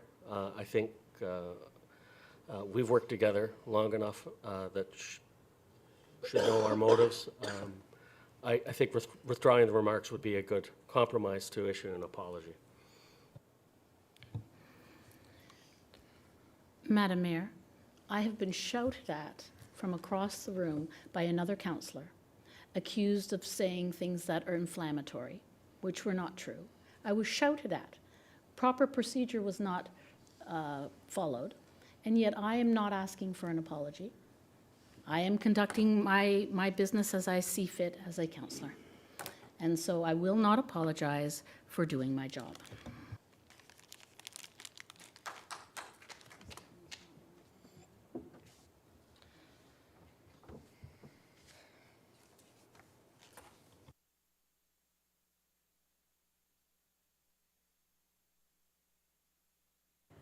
I've sat and listened here all evening. There's been a lot of emotion throughout the evening, starting from trees and going to many other things. But I do find that you should apologize. I believe that it is like high school, yes. I would request that an apology be presented, please. It is every individual's choice whether or not they find a comment offensive and whether they choose to find a comment offensive. And I will restate that just because someone has found something offensive when I was expressing my personal opinion does not make them right, and I will not apologize for doing my job.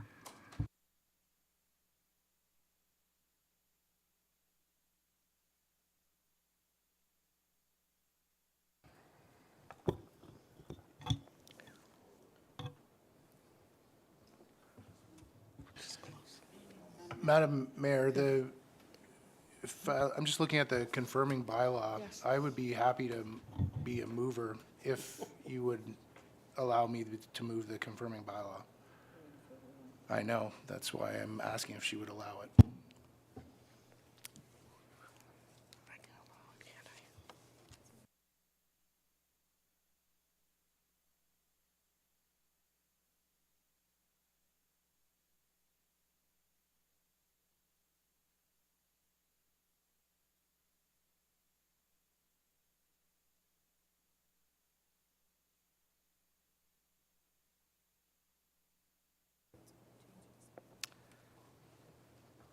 I will conclude the agenda this evening.